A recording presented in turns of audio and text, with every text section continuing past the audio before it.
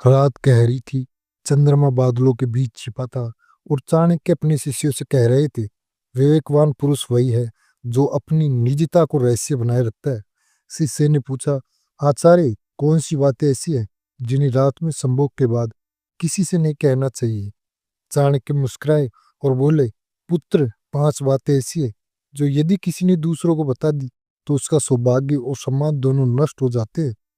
पहली बात, संभोग का समय और स्थान। चाणक्य कहते हैं, कभी किसी को मत बताओ कि तुमने कब और कहाँ संभोग किया।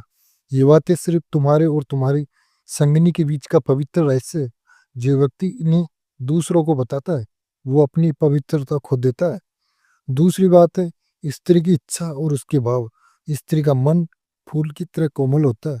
यदि कोई पुरुष उसकी भावनाएं दूसरों के सामने उजागर करता है तो वह अपने ही भाग्य पर कलंक लगाता है। तीसरी बात है दोस्तों, संभोग के बाद की बातचीत। रात्रि के मिलन के बाद जो बातें होती है वह आत्मा और प्रेम की भाषा होती है। उन्हें दूसरों से कहना ऐसा है जैसे अपने मंदिर के दीपक को हवा में बुझा देना।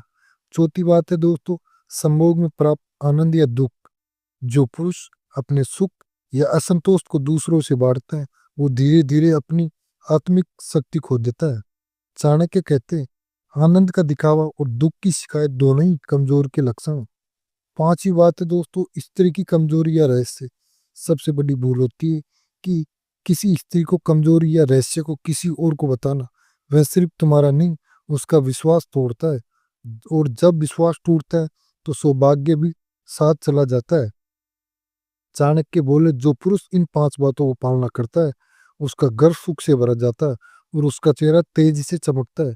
पर जो अपनी निजता का पर्दा फाड़ देता है वो चाहे राजा ही क्यों ना हो, धीरे धीरे दरिद्रता और अपमानित हो जाता है।